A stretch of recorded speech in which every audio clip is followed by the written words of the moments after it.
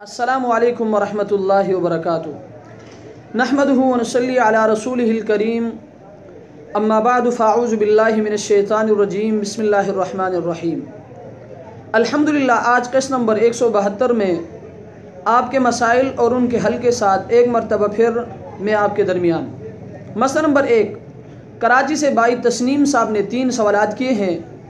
ان کا پہلا سوال یہ ہے کہ صلاۃ التسبیح کے لیے کوئی خاص دن یا وقت مقرر ہے یا نہیں۔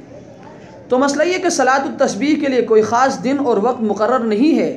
اگر توفیق ہو تو روزانہ پڑھ لیا کرے، ورنہ جس دن بھی موقع ملے پڑھ لیا کرے، اور مکروہ اوقات کو چھوڑ کر دن رات میں جب بھی چاہے پڑھے، البتہ زوال کے بعد بہتر ہے یا پھر رات کو خصوصاً تہجد کے وقت۔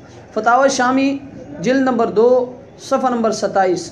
ان کا دوسرا سوال یہ ہے کہ شوہر اپنے بیوی کے جنازے میں شریک ہو سکتا ہے یا نہیں۔ ان کا کہنا یہ ہے کہ بعض لوگوں میں یہ بات جو مشہور ہے کہ بیوی کا جب انتقال ہو جائے تو شوہر نہ تو اپنے بیوی کا منہ دیکھ سکتا ہے، نہ ہی اس کو ہاتھ لگا سکتا ہے، یہاں تک کہ چارپائی کو بھی کندھا نہیں دے سکتا، اور نماز جنازے میں بھی شریک نہیں ہو سکتا، قبر میں بھی خاوند اپنے بیوی کو نہیں اتار سکتا۔ یہ باتیں کہاں تک درست ہے؟ تو مسئلہ یہ کہ بیوی کے انتقال کے بعد شوہر اس کا منہ بالکل دے سکتا ہے لیکن ہاتھ نہیں لگا سکتا، جنازے کو کندھا بھی دے سکتا ہے اور نماز جنازے میں شریک بھی ہو سکتا ہے، لیکن عورت کو لحد میں اتارنے کے لیے اس کے محرم رشتہ دار ہونی چاہیے۔